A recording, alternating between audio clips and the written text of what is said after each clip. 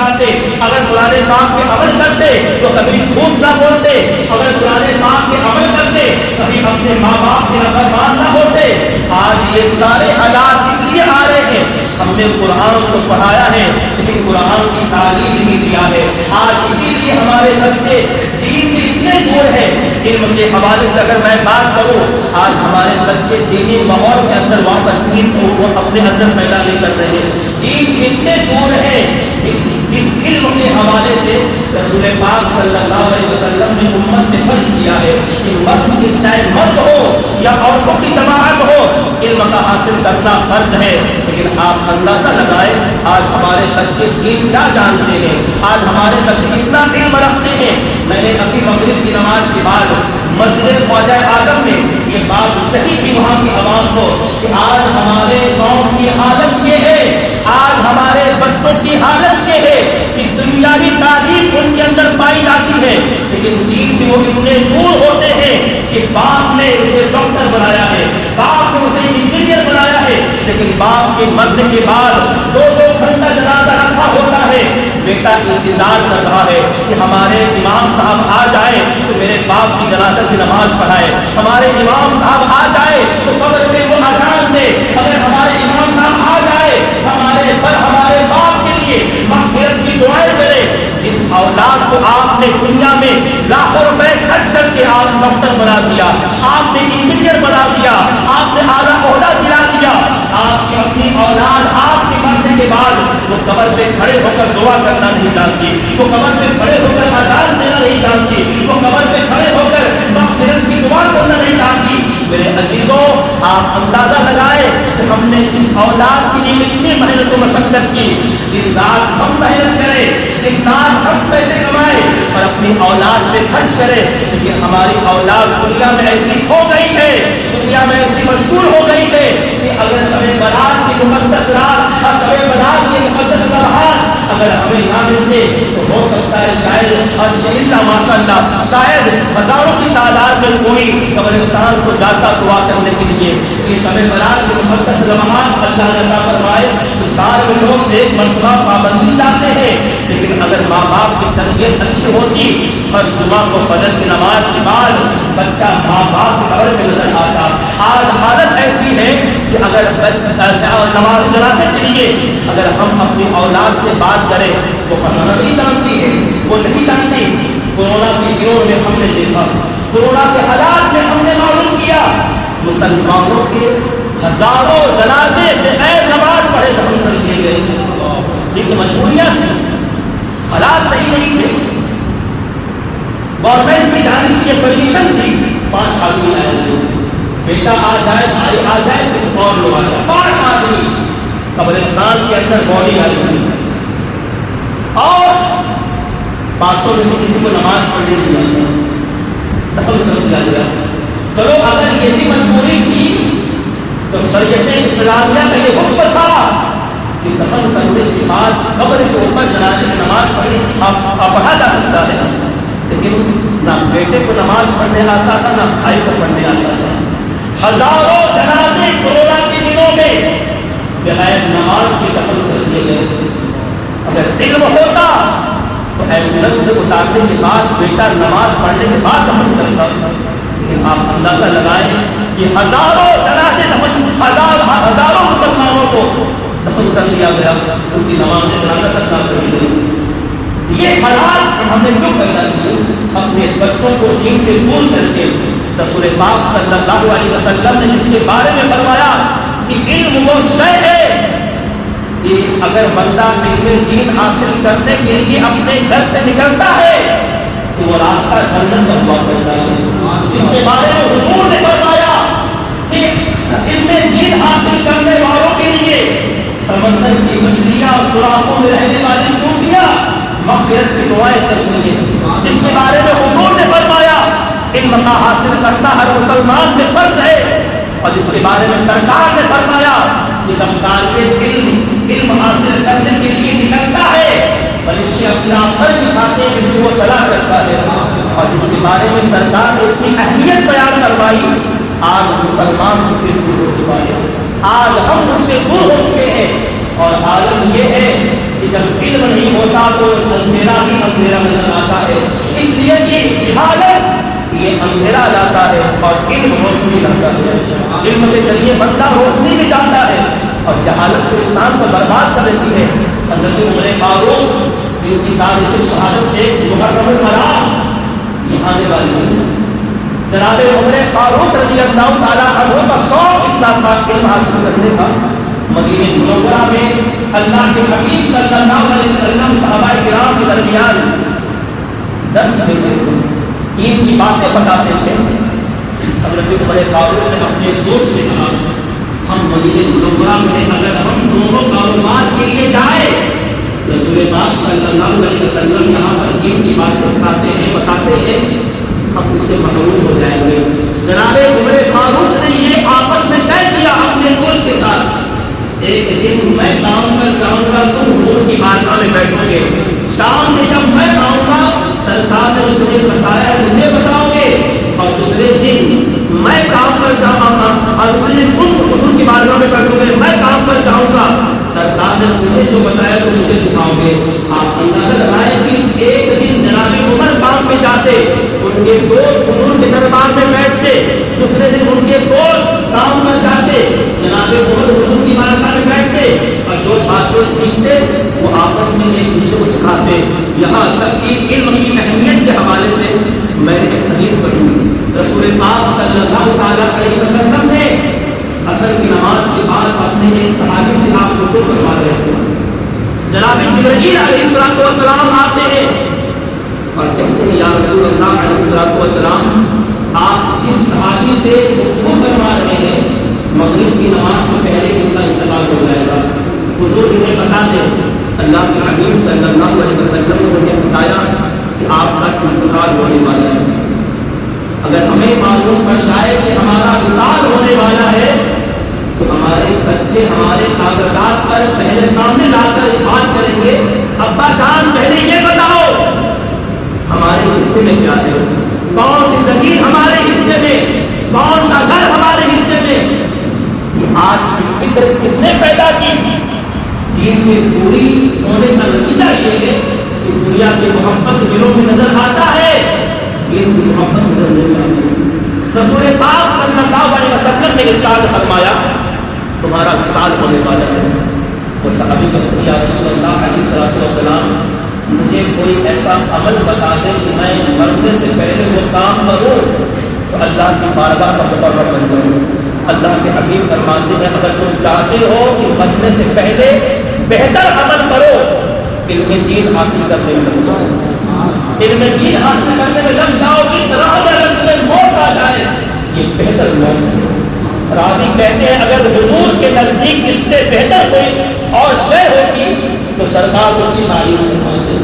لیکن آج اتنی فضیلتیں اتنی اہمیتیں ہونے کے باوجود آج ہم نے اپنے بچوں کو دین سے دور رکھا ہے. میرے عزیزوں اگر قبر کے اندر روشنی چاہتے ہو, آخرت میں کامیابی چاہتے ہو, اپنے بچوں کو دین سے وابستہ کرو. جب بچے دین سے وابستہ ہوتے ہیں ماں باپ کے لیے سکون کا سبب بنتے ہیں دنیا کے اندر بھی اور آخرت کے اندر بھی. ماں باپ کے ذریعے کامیابی کا ذریعہ بنتے ہیں دنیا کے اندر بھی اور آخرت کے اندر بھی. اولاد کی تربیت یہ ہر دور کی بڑی اہم ضرورت ہے. آپ ذرا دیکھیں سرکار غریب نواز رضی اللہ تعالیٰ عنہ عید کا دن ہے, نماز عید ادا کرنے کے لیے جا رہے ہیں. ایک یتیم بچہ نظر آیا, اس کے آنکھوں میں آنسو ہے, بال بکھرے ہیں, کپڑے پرانے ہیں.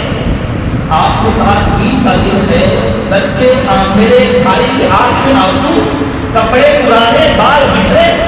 آپ اس کے قریب گئے, آپ نے ہاتھ پکڑا, کہا میرے بھائی آج تو عید کا دن ہے, آج تو خوشیاں منانے کا دن ہے, آج تو نئے کپڑے پہننے کا دن ہے, آج تو مسکرانے کا دن ہے, لیکن آپ کے بال بھی بکھرے ہیں, کپڑے بھی پرانے ہیں, آنکھوں میں آنسو ہے. اس یتیم نے کہا معین خوشیاں وہ منائے جس کے ماں باپ زندہ ہو, نئے کپڑے وہ پہنے جس کے ماں باپ زندہ ہو, بالوں میں کنگھا وہ پہنے جس کے ماں باپ زندہ ہو. میرے تو ماں باپ کا انتقال ہو چکا ہے, نئے बालों में कंघा करने वाला कोई नहीं, चेहरे पे मुस्कुराहट लाने वाला कोई नहीं।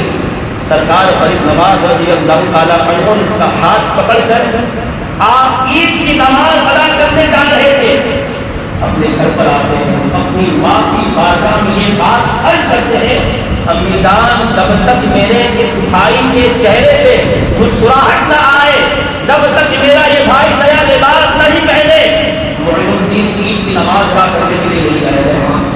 ये सोच, ये फिक्र कहाँ से पैदा हुई? बचपन में तो ये फिक्र पैदा नहीं होती, बचपन में ये सोच बच्चों को नहीं आता। उलमा ने जवाब दिया कि ये फिक्र, ये सोच अगर सरकार फरीद नवाज के अंदर बचपन में पैदा हुई है, उनके माँ बाप की अच्छी तरबियत में पैदा हुई। ये तरबियत कैसे हो? आज हम अपने बच्चों को स्कूल का होमवर्क कराने के लिए उन्हें लालच देते हैं, मेरे बेटे को ये होमवर्क कर, 12वीं में अगर तू कामयाब हो गया मोबाइल हम देंगे, साइकिल हम दिलाएंगे, मोटर गाड़ी हम दिलाएंगे। कभी आपने अपने बच्चों को नमाज के लिए तालीम दी? मेरे बेटे 40 दिन तक जमाअत नमाज अदा करो, हम तुम्हें 40 दिन के बाद हम ये तोहफा देंगे। 40 दिन तक अगर बच्चे नमाजों की पाबंदी करें, अल्लाह उनके दिलों में नमाज की मोहब्बत पैदा करता है, वो नमाज की पाबंदी फरमाते हैं, नमाज की पाबंदी करते हैं। आप अंदाजा लगाएं कि अल्लाह वाले किस तरह तरबियत करते थे। सरकार ख्वाजा बख्तियार काफी का नाम आपने सुना होगा, बड़े मर्तबे वाले बल्कि काबिल, बड़ा ऊंचा मर्तबा। सरकार फरीद नवाज की एक खलीफा है और दिल्ली की सरजमीन पर आपका मज़ार मुबारक है। हज़रत सैयदना ख्वाजा बख्तियार काफी, एक माँ बाप अपने बच्चों की तरबियत कैसे करे, ये वाक़या अगर आप सुन ले, समझ ले, आपको बहुत बड़ा सबक मिलेगा कि वाकई अगर हम भी अपने बच्चों की तरबियत इस तरह करें तो हमारे बच्चे कितने नेक बनेंगे। तरबियत कैसे करनी है, तरबियत का अंदाज कैसे होना चाहिए, आप ये वाक़या सुने। हुजूर सैयदना ख्वाजा बख्तियार काकी रज़ी अल्लाह ताला अन्हु बचपन का आलम, बड़े छोटे थे, माँ बाप रोजाना आपस में बैठते थे ये बातें करने के लिए कि हमारा बेटा कुतुबुद्दीन अब बड़ा हो रहा है, उसे क्या तरबियत दी जाए, क्या सिखाया जाए, क्या बताया जाए। रोजाना बैठते, हम भी बैठते हैं, हमारी सोच दुनिया के लिए होती है, हम अपने बच्चों को डॉक्टर बनाएंगे, इंजीनियर बनाएंगे। यकीनन मज़हब इस्लाम में इससे मना नहीं किया, लेकिन हाँ वो तालीम जो आप अपने मजहब से दूर कर दे, वो तालीम जो आप अपने दीन से दूर कर दे, शरीयत मुतहरा ऐसी तालीम की इजाजत नहीं देता। रसूल पाक सल्लल्लाहु अलैहि वसल्लम का दीन ऐसी तालीम की इजाजत नहीं देता।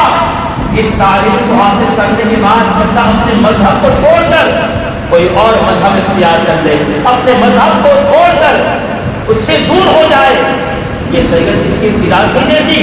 लेकिन हाँ जब बच्चा दीनदार होता है तो अल्लाह रब्बुल इज्जत इसकी बरकतें हर जगह अता फरमाता है। सरकार ख्वाजा बख्तियार काफी बचपन का आलम है, उनके माँ बाप रोजाना आपस में बैठ के हमारा बच्चा बड़ा हो रहा है, क्या सिखाया जाए, कौन सी तरबियत दी जाए। एक मरतबा ख्याल आया माँ के दिल में, उन्होंने अपने शौहर से कहा, ऐ मेरे शौहर, मेरे दिल के अंदर एक बात आई है, वो ये है कि हम अपने बेटे कुतुबुद्दीन के दिल में सबसे पहले अल्लाह का यकीन पैदा करेंगे, अल्लाह का डर पैदा करेंगे। ये दोनों चीजें अगर हमारे बच्चे के दिल में पैदा हो जाए, हमारा बच्चा जहाँ कदम रखेगा अल्लाह कामयाबी अता फरमा देगा। तो शौहर ने कहा कि ऐ मेरी चौधरी कैसे होगा? तो आपने फरमाया कि ये मेरी जिम्मेदारी है, ये सारा काम मैं करूँगी, अपने बेटे कुतुबुद्दीन के दिल में अल्लाह में यकीन पैदा करूँगी और अल्लाह का डर पैदा करूँगी। आज की जिम्मेदारियाँ, एक शौहर सुबह जाता है, रात में आता है, बच्चे माँ को ढूंढते होते हैं। माँ अगर चाहे अच्छी तरबियत करके घर को जन्नत बना दे, और अगर माँ चाहे तरबियत ना करे, बच्चों को छोड़ दे उसके हवाले, तो आज जो घर जहन्नम बनता है। आप जरा देखें तो सही कि घरों के हालात कैसे हैं। बचपन के अंदर 2-2 साल की उम्र है, बच्चे गाने सुन रहे हैं, बच्चे कार्टून म्यूजिक والے کارٹون دیکھ رہے ہیں، 2 سال کی عمر ہے، بچے جا کی تصویریں دیکھتے ہیں. جب بچپن سے بچوں کو یہ تربیت دی جائے، کیا وہ بڑے ہو کر عاشق رسول بنیں گے؟ کیا وہ بڑے ہو کر نمازی بنیں گے؟ کیا وہ بڑے ہو کر شریعت مطہرہ کے پابند بنیں گے؟ بچپن سے جب تربیت ہوتی ہے بچے نیک بنتے ہیں. سرکار اور الدین باقیات آپ کی ماں نے کہا یہ میری ذمہ داری ہے. صبح فجر کی نماز کے بعد آپ نے اپنے بیٹے قطب الدین کو بیدار کیا فجر کی نماز میں، اور پہلا دن یہ مدرسہ ڈالے گا. آپ کو نہلایا، کپڑے پہنائے اور مدرسہ بھیج دیا.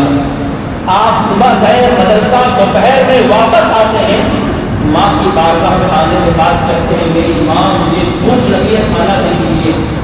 آپ نے فرمایا میرے بیٹے رزق دینے والا اللہ ہے، کھانا دینے والا اللہ ہے، اس سے مانگو اللہ تمہیں عطا کرے گا. آپ نے اپنی ماں کی بارگاہ میں عرض کی ماں مجھے مانگنے نہیں آتا، میں کیسے مانگوں؟ اور ماں نے تربیت کی بیٹے پہلے وضو کرو. آپ نے وضو کیا، طریقہ ماں نے بتایا. بیٹے مصلی بچھاؤ، آپ نے مصلی بچھایا.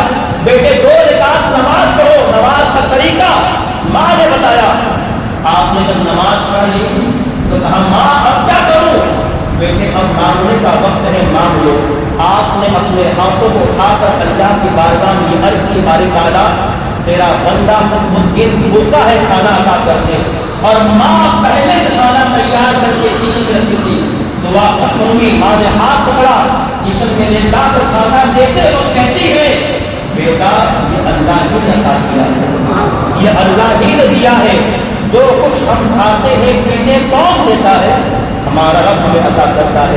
دوسرا دن آیا، فجر کی نماز کے بعد آپ مدرسے گئے.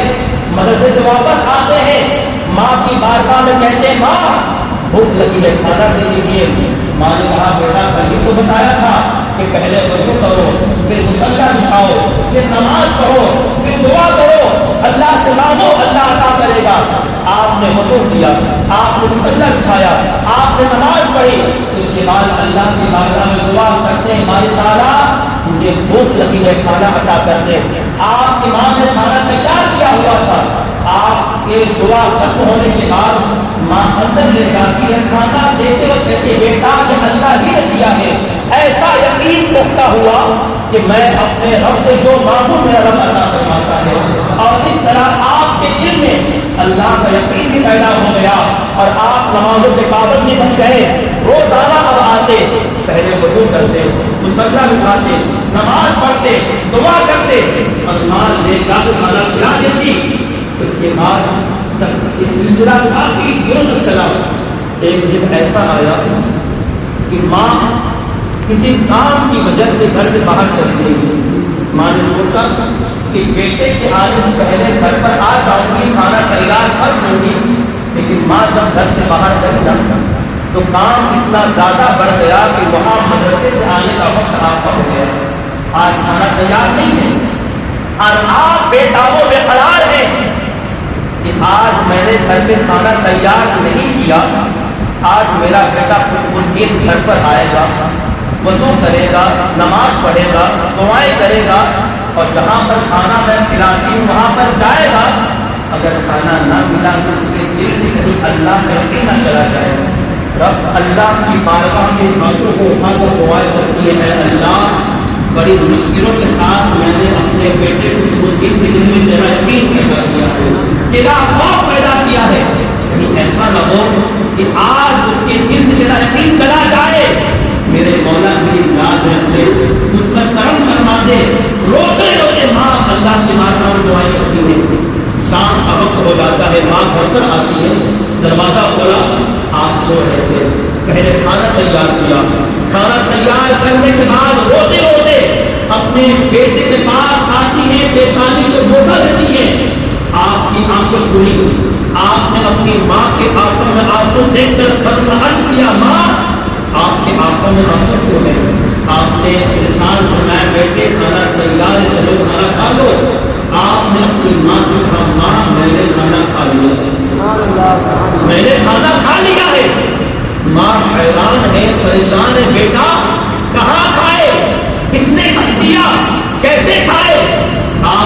اپنی ماں کی بارگاہ میں عرض کی کہ اے میری ماں، آپ نے مجھے بتایا تھا کہ جب مدرسے سے آیا کرو پہلے وضو کرو، پھر مصلی بچھاؤ، پھر نماز پڑھو، اللہ سے مانگو اللہ عطا کرے گا۔ ماں دوپہر میں میں آیا مدرسے سے، آپ گھر میں موجود نہ تھی، میں نے وضو کیا، مصلی بچھایا، نماز پڑھی اور اپنے رب کی بارگاہ میں دعائیں کی، اللہ سے رزق مانگا، اور جہاں پر آپ مجھے کھانا دیتی تھی وہیں پر جا کر میں نے کھانا کھا لیا۔ لیکن ماں ایک بات کہوں، روزانہ جو کھانا آپ کھلاتی تھی اس کا مزہ الگ تھا، لیکن آج جو کھانا میں نے کھایا ہے اس کا مزہ ہی الگ تھا۔ ماں نے کہا بیٹا روزانہ جو تم کھاتے تھے وہ میں خود بناتی تھی، اور آج تم نے کھایا ہے وہ اللہ نے تمہارے لیے جنت میں کہ ماں کی تربیت نے آپ کو ایسا مقام و مرتبہ عطا کیا کہ آج پوری دنیا ان کے قدموں میں جا کر فیض و برکات حاصل کرتی ہے۔ آج ہم کی تربیت کر سکتے ہیں، لیکن ہم نے اپنے بچوں کو چھوڑ دیا، ہم نے اپنے بچوں کو دین سے دور کر دیا۔ یہ دین سے دوری ہمارے لیے ذلت کا سبب بن سکتی ہے۔ میرے عزیزوں، اپنے بچوں کو آگے بڑھاؤ، اپنے بچوں کو دین سے وابستہ کرو۔ یہاں پر تعلیم کے حوالے سے علاقے بہت کر رہے ہیں کہ ہم اپنے بچوں کو قرآن کس طرح پڑھائیں، دین کی باتیں کس طرح بتائیں۔ امام صاحب کی بڑائی محنت و مشقت کرنا چاہتے ہیں، آپ کی ذمہ داری یہ ہے کہ اپنے بچوں کو دین سے وابستہ کر دو، اس کے بعد دیکھو اللہ تمہیں کتنی عزتیں عطا فرماتا ہے۔ یہ دین ہے جو ہر بندے کو عزت دیتا ہے، یہ دین ہے جس کے ذریعے بندہ عزت پاتا ہے۔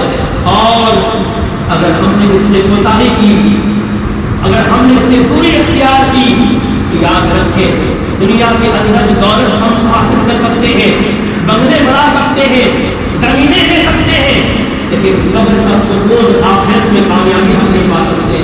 اس لیے ہمیں اپنے بچوں کو اس میدان میں آگے کرنا ہوگا۔ اور ہماری تحریک یہ سنی تبلیغی مشن نے پورے ہندوستان کی سرزمین پر قریب 40 شہروں کے اندر دین و سنیت کا کام نکل کے آج ہزاروں کی تعداد میں نوجوانوں کے دلوں میں اس کے رسول کی محبت اور اس کے رسول کو پیش کیا ہے۔ اور آج ہزاروں ایسے نوجوان ہیں جو کل تک کہیں اور بھٹک رہے تھے، ہزاروں ایسے نوجوان ہیں جو دین سے وابستہ نہیں تھے، لیکن سنی تبلیغی مشن نے ان کے دل میں سرکار کی محبت پیدا کی۔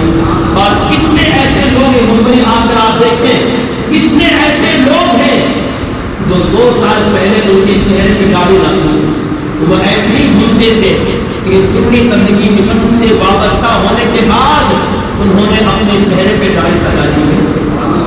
اور ہم نے بچوں کے لیے پورے ہندوستان کے اندر مکتب قائم کیا سنی بنیاد سے تک، اور الحمدللہ تعلیم کا ایسا معیار پیش کیا ہے کہ آج اگر بچے اس مدرسے میں داخل ہو جائے تو ان کا قرآن بھی تجوید کے ساتھ اور دین جس کا سیکھنا ہم پہ فرض ہے وہ ساری باتیں 4 سال کے اندر سکھا کر ہم اپنے بچوں آپ کے بچوں کو میرا بناتے ہیں۔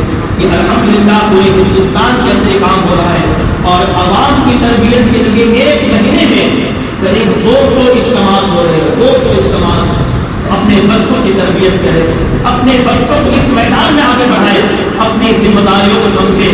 ہر ماں باپ اپنی ذمہ داری کو جانے۔ اگر یہ علاقہ آپ کے بچے دین سے محروم ہو گئے، اگر آپ کے بچے دین سے وابستہ نہ ہوئے، تو یہ نہ سمجھیں کہ ہم چھوڑ دیے جائیں گے۔ کل بروز قیامت اللہ کی بارگاہ میں ہر گھر کا حاکم کھڑا ہوگا، پوچھے گا رب کائنات ہم نے تمہیں اس گھر کا حاکم بنایا تھا، تمہارے بچے آبادی کرتے رہے، تمہارے بچے بے نمازی رہے، تمہارے بچے دین سے دور رہے، آخر تم نے اپنے بچوں کو دیندار کیوں نہیں بنایا؟ تم نے اپنے بچوں کو دین کی تعلیم کیوں نہ دی؟ اللہ کی بارگاہ میں کیا جواب دیں گے؟ یہ نہ سمجھے کہ ہم چھوڑ دیے جائیں گے۔ اللہ کی بارگاہ میں ہر حاکم کو اپنے ماتحت رہنے والوں کے بارے میں جواب دینا ہوگا، سوال ہوگا، اور اللہ کی بارگاہ میں جواب دینا ہوگا۔ اس سے پہلے ہم تیاریاں کریں، ایسا مدرسے کا نظام بنائے، ایسی تعلیم و تربیت کا انتظام کرے کہ ہمارے بچے وہاں پہ پڑھ کر ہمارے آخرت کے لیے عزتوں کا سبب بنے۔ اور اس کے بعد آج کے محفل مبارکہ حضرت खलीफे दोम अमीरुल मुमिनीन हजरत उमर फारूक रज़ी अल्लाह तआला अन्हु की तरफ मंसूब है। ये वो जात है जिनके बारे में जितना तज़किरा किया जाए उतना कम। हजरत उमर बिन खत्ताब रज़ी अल्लाह तआला अन्हु वो जात है जिनके बारे में रसूल पाक सल्लल्लाहु अलैहि वसल्लम ने फरमाया अगर मेरे बाद कोई नबी आता तो वो उमर होते। जिनके बारे में सरकार ने फरमाया उमर नबी तो नहीं है लेकिन अंबिया की तरह कलाम करने वाले हैं। जिनके बारे में सरकार ने फरमाया मेरा उमर जहां होता है हक उसके साथ होता है। जिसके बारे में नबी ने फरमाया जब भी तुम नेक लोगों का जिक्र करो तो मेरे उमर का भी तज़किरा करो।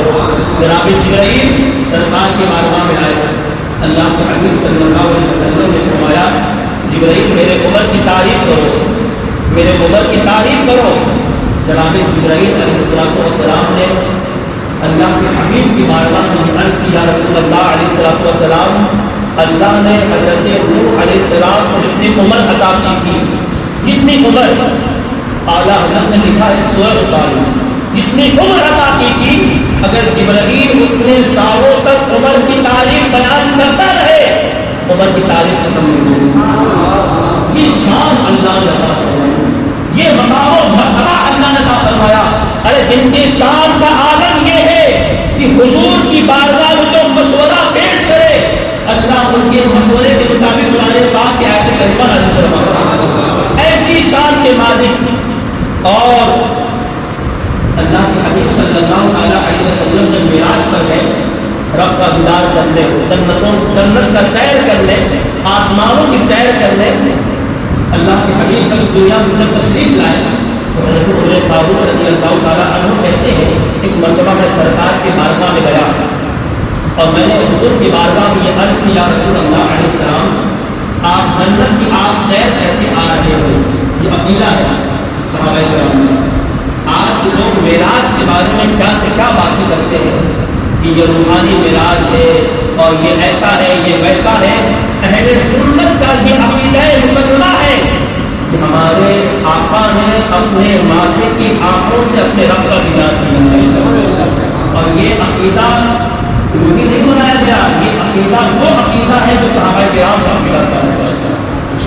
जनाबे उमर फारूक हुजूर की बारगाह में आकर कहते हैं या रसूलल्लाह आप जन्नत की सैर करके आ रहे हैं तो मुझे जन्नत के वाक़ियात जन्नत के बारे में कुछ बातें बताएं। तो सरकार अलैहिस्सलाम ने इरशाद फरमाया उमर अगर जन्नत के वाक़ियात में उतने सालों तक बयान करूं जितनी उम्र जनाब नूह की थी तब जन्नत के वाक़ियात खत्म नहीं होंगे, जन्नत की तारीफ खत्म होगी। मतलब ये है अगर मैं सालों साल जन्नत के वाक़ियात को बयान करता रहूं जन्नत के वाक़ियात और जन्नत की तारीफ खत्म नहीं हो सकती। लेकिन उमर तुमने सवाल किया है तो तुम्हारे सवाल का एक जवाब दूंगा।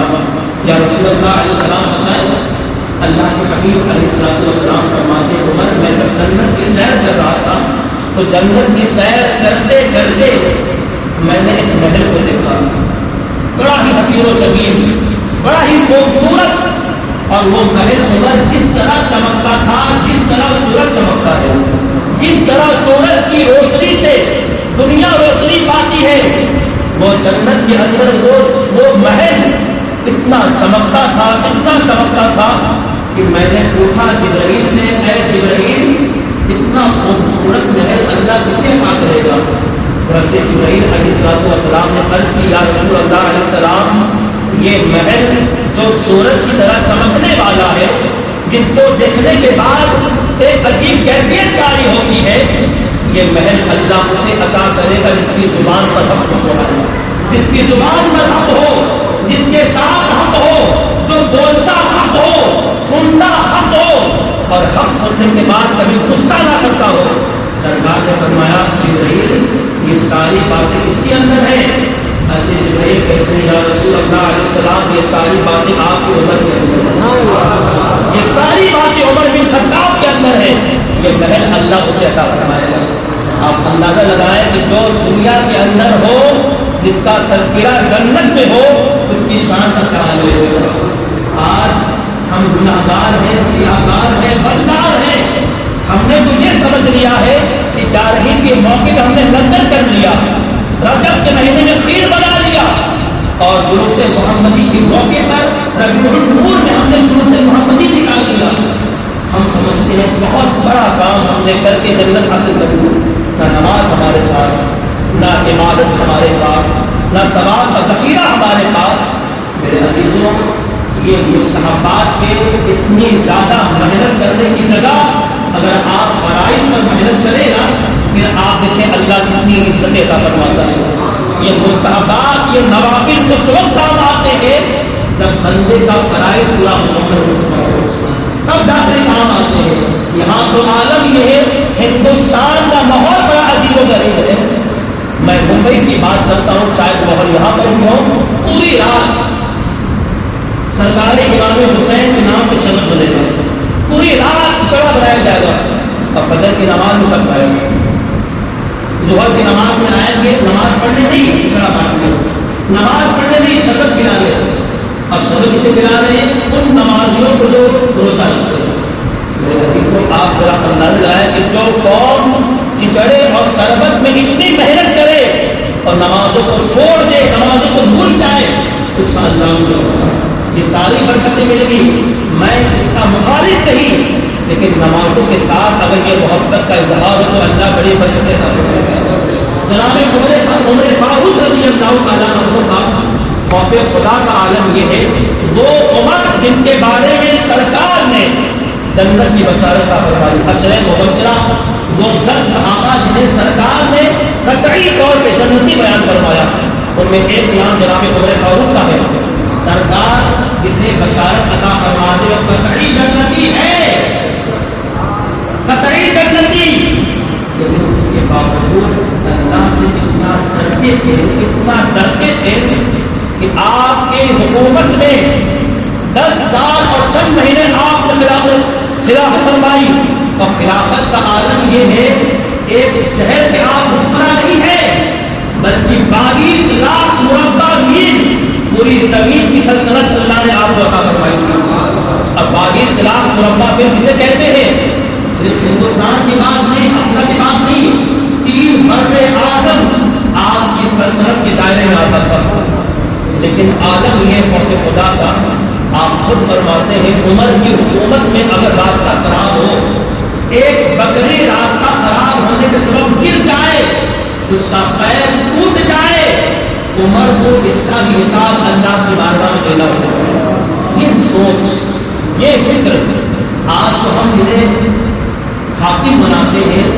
بندہ اگر ایک علاقے کا کارپوریٹر بن جائے، MLA بن جائے، تو وہ زمین پہ قدم نہیں پڑتے اس کے، وہ آسمانوں میں گھومتا ہے، وہ آسمانوں میں سیر کرتا ہے. ارے جس قوم نے تمہیں MLA بنایا، کارپوریٹر بنایا، ہم سے سبق لحاظ رکھتے. یہاں تم گھر بھرے قوم برباد ہو، ہمیں کوئی مطلب نہیں قوم سے، لیکن یاد رکھتے اگر اللہ تمہیں حاکم بنائے تو جناب عمر کی سیرت کو اپنانے کی توفیق عطا فرمائے، تب جا کر تم اپنی دنیا کے ساتھ آخر بنا سکتے ہو. ورنہ اگر تم نے حکمرانی کے لیے، دنیا کو پانے کے لیے تم MLA بن جاؤ، MP بن جاؤ، ہماری دنیا تو آباد ہو جائے گی جس طرح آباد ہو رہی ہے. بڑے بڑے بندے بن رہے ہیں اور زمینیں لی جا رہی ہے، لیکن تم نے اپنی آخرت کی تیاریاں نہیں کی، تمہاری آخرت بن نہیں پائے گی. جناب عمر فاروق رضی اللہ تعالیٰ عنہ بتائیں، کوئی ایسا حکمراں آپ نے دیکھا ہے کہ رات کی تاریخ میں نکل کر مدینے کی گلیوں میں سیر کرے صرف اس لیے؟ کوئی ایسا نہیں کہ میری حکومت میں کوئی بھوکا ہو، کوئی پیاسا ہو، کوئی تڑپ رہا ہو. اگر ہے ایسا، عمر کو اس کا مثال اللہ کی بارگاہ میں دینا ہوگا. اور سنیں، ایک مرتبہ آپ نکلے آپ سیر کرنے کے لیے، رات میں اپنے چہرے کو چھپا کر ایک دروازے کے قریب پہنچے.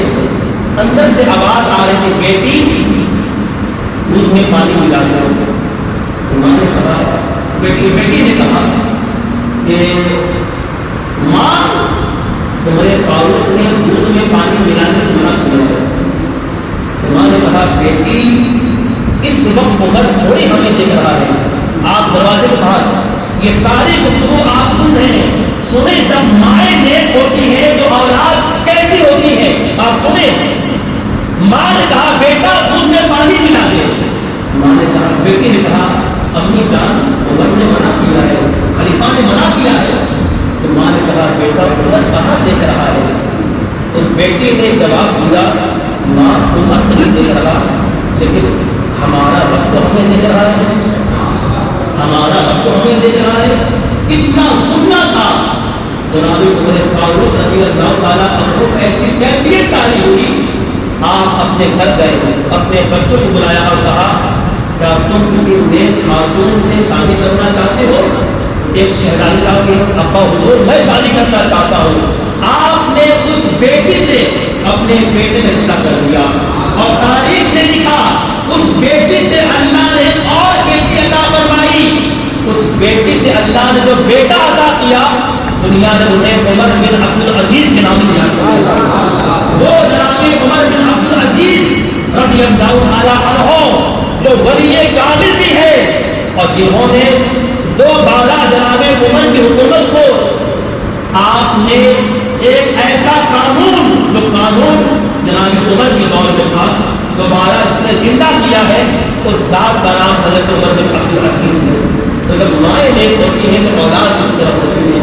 मेरे अजीज़ों बड़े शान के मालिक है हज़रत उमर फारूक रज़ियल्लाहु ताला अन्हु, बड़े जबरदस्त।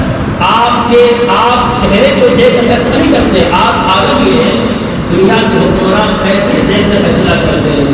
चेहरा देख के ये बड़ा आदमी है, अगर इसे अंदर डाल दिया जाए तो वोट बैंक खत्म हो जाएगा। लेकिन हज़रत उमर की अदालत में चेहरे और पैसे नहीं देखे जाते, शरीयत मुतहरा को देकर फैसला किया जाता है। मिस्र की वो सरजमीन जहाँ पर हज़रत अम्र बिन आस रज़ियल्लाहु ताला अन्हु ने फतह की थी और फातिह जिस मुल्क का होता है उसकी इज्जत अलग होती है, लोग उससे डरते हैं। मिस्र की सरजमीन को उसने फतह किया, वो हज़रत अम्र बिन आस आपके दौरे हुकूमत में और मिस्र के गवर्नर आप थे अम्र बिन आस रज़ियल्लाहु ताला अन्हु। वहाँ पर आपके शहजादे ने एक गरीब के बेटे से बात की, हम दोनों रेस लगाते हैं घोड़े पर और देखते कौन जीतेगा कौन हारेगा। आप गवर्नर के बेटे हैं और यहाँ गरीब का बेटा है, दोनों ने घोड़ का रेस लगाया, गरीब का बेटा जीत गया, आपका बेटा हार गया। उससे गुस्सा आ गया, उसने एक घोड़ा पीठ मारा गरीब के और मारने के बाद कहा तू कैसे जीत गया। वो गरीब का बेटा होता हुआ अपने बाप के पास आया, कहा अब्बा हुजूर आज गवर्नर के बेटे ने मुझे मार दिया, मुझ पे जुल्म किया। तो बाप ने कहा बेटा चलो चलकर मदीने तैयबा में उमर की बारगाह में हम इनके बाप की शिकायत करेंगे। तो गरीब के बेटे ने कहा अब्बा जान हम गवर्नर की बात करेंगे, इतना बड़ा आदमी, हम इतना बड़ा हाकिम जिसने मिस्र फतह किया, हम गवर्नर की शिकायत कहाँ करेंगे, हम गरीब लोग कहाँ वो बड़े लोग।